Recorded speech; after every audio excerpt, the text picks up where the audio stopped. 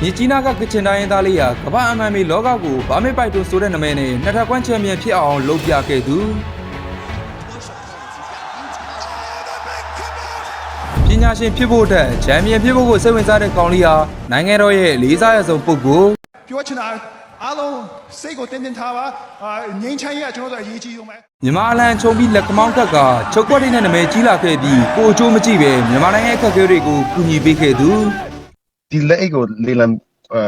ံဖြစ်တာကျွန်တော်ရဲ့ကျွန်တော်တင်ငယ်ချင်းဖုန်းကြော်နဲ့ကျွန်တော်တို့စဉ်းစားထားပါတော့မြန်မာစပတ်အုံးလို့လူသိများတဲ့အောင်လာအန်ဆန်းကိုကချင်ပြည်နယ်မြစ်ကြီးနားမြို့ကတောင်တန်းတွေကြားမှာရတနာလုပ်ငန်းလုပ်ကိုင်တဲ့ဦးအန်ဆန်းထူးအောင်နဲ့ဒေါ်ရှရတန်ဘူတို့က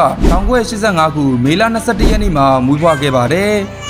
်ငွေကြီးချမ်းသာတဲ့မိသားစုကဆင်းသက်လာပေမဲ့မိဘတွေဟာအောင်လာကိုအလိုမလိုက်ပဲကိုချရောက်ပေါ်ကိုရက်တည်နိုင်အောင်သင်ပေးခဲ့တယ်မွေးချင်း9ရက်အနက်တတိယမြောက်သားဖြစ်ပြီးအရွယ်ရောက်လာတော့ရန်ကုန် International School မှာအထက်တန်းကျောင်းတက်ကပညာရေးကိုမြတ်နိုးတဲ့အောင်လာမိဘတွေဟာ2003ခုနှစ်မှာအမေရိကန်နိုင်ငံကိုပညာသင်ဖို့လွတ်ခဲ့တယ်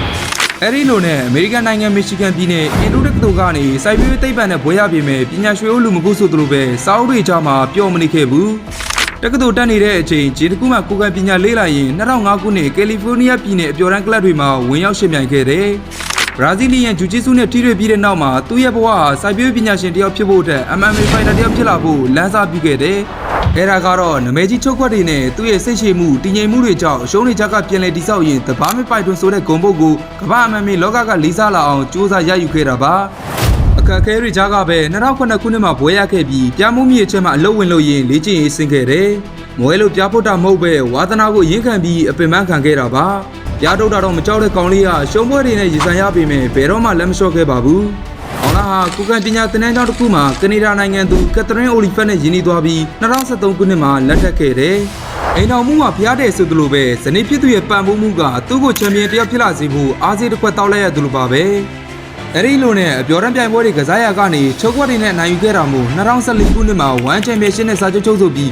ပွဲဥထက်အီဂျစ်ဖိုက်တာဆာလာမာကိုပထမအချီမှာတင်အလဲထိုးနိုင်ရရှိခဲ့တယ်။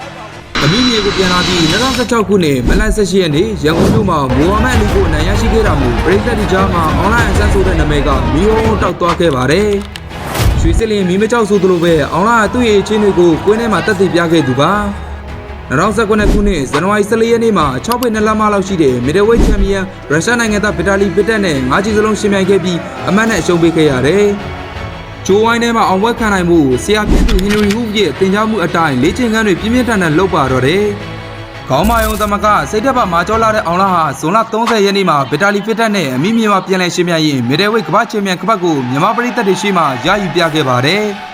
ဝမ်ရဲ့ပွဲတဲ့ပေးမှုတွေကိုမရှောင်ဘဲ2018ခုနှစ်မှာဘရာဇီးဖိုက်တာမာချာတိုကို56စက္ကန့်နဲ့လဲထိုးနိုင်ယူပြီးလိုက်ဟဲဗီဝိတ်ကပတ်ကိုသိမ်းပိုက်ကဝေတက်နှစ်ခုရဲ့နှစ်ထပ်ကွန်ချန်ပီယံဖြစ်လာခဲ့ပါတော့တယ်။အဲဒီအောင်မြင်မှုတွေကြောင့်မြန်မာနိုင်ငံကသူ့ကိုထိုက်တဲ့နိုင်ငံဂုဏ်ပြုသလိုမြစ်ကြီးနားမှာလည်းပုံလူကျေးဥထုစိုက်ထူခဲ့တယ်။အောင်လာရဲ့ပွဲတွေဟာအချိန်ကနာလေးနဲ့နိုင်ရလက်ပုံဖော်နိုင်တာမို့ပရိသတ်တွေကြည့်နေကြကလာကားလို့ဖြစ်အောင်ဟာစီကာဝါနဲ့ပွဲမှာလည်း၅ကြီးစလုံးလက်သီးချင်းရှင်တို့ခဲ့ပြီးအသေးသေးဆေးလို့ချမှုအပြည့်နဲ့အားပေးခဲ့ရတာမို့အကျန်းဆုံးနဲ့အကြိုက်ဆုံးပွဲဆိုလည်းမမားခဲ့ပါဘူး။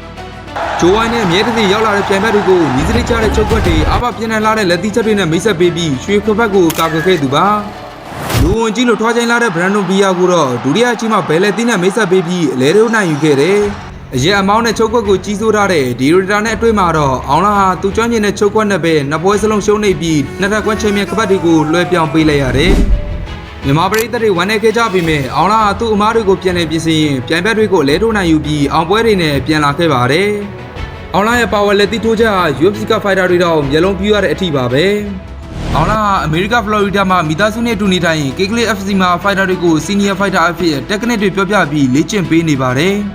အောင်လာဒီရတာကိုရန်သူလိုသဘောမထားပဲလေ့ကျင့်ရေးဖို့အဖြစ်အားနည်းချက်တချို့ကိုသင်ပြပေးတယ်။စင်ရနံပါတ်တဲ့ဒေသတွေမှာလှူဒန်းမှုတွေပြုလုပ်ပေးပြီး Street School Interactive နဲ့ Global Citizen လိုမျိုးပညာရေးဆိုင်ရာ Private လုပ်ငန်းများကိုဝိုင်းဝန်းကူညီထောက်ပံ့ပေးခဲ့တယ်။2018ခုနှစ်မှာလဲ Worldwide Fan for Nature မြန်မာဆိုပြီးတော်ရန်တလိမ့်စင်ရဆိုးတိုက်ဖြတ်ရေးတန်တမန်အဖြစ်ခန့်အပ်ခြင်းခံခဲ့ရတယ်။အောင်လာ1ချန်ပီယံရှစ်မှာ Middle Weight နဲ့ Light Heavyweight ကပတ်တို့ကိုရရှိခဲ့ပြီး2018ခုနှစ်မှာတနင်္လာအကောင်းဆုံးတိုက်ခိုက်ရေးတမန်စုကိုလည်းရရှိခဲ့တယ်။2025ခုနှစ်အောက်တိုဘာ4ရက်နေ့မှာဆွီဒင်ဖိုက်တာကိုဒုတိယအချီ2မိနစ်20စက္ကန့်မှာဒရဇက်လက်သီးထိုးချက်တွေနဲ့အနိုင်ယူပြီးအာရှတိုက်မှာမရဘူးသေးတဲ့ Hall of Fame 1 Championship ဝင်တာအဖြစ်ဥက္ကဋ္ဌကြီးချယ်ရီကိုရိုင်းကဂုဏ်ပြုခဲ့ပြီးသူ့လက်အိတ်ကိုလည်းပြာကန်းခမ်းမထဲမှာချိန်စထားခြင်းခံရမှာပါ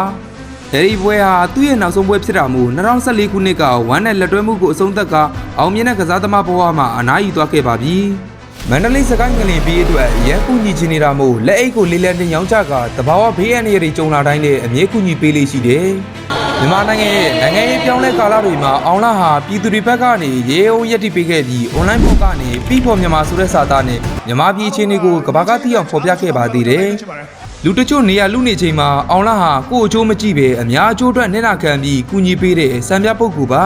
အောင်မြင်မှုတွေဟာတနေ့နေ့တစ်ချိန်ချင်းမှာမေ့သွားနိုင်ပေမဲ့လူတစ်ယောက်ရဲ့စိတ်ဓာတ်မြစ်တာနဲ့လို့ရတွေကတော့လူတွေရဲ့ရင်ထဲမှာအမြဲတမ်းရှိနေတတ်တယ်။အဲဒါကြောင့်ပဲသူ့ကိုလူတွေမေးမရတာကမ္ဘာချန်ပီယံကပတ်တွေကြောင့်မဟုတ်ပဲဒီသူတွေကိုချစ်တဲ့သူ့နှလုံးသားကြောင့်ပါ။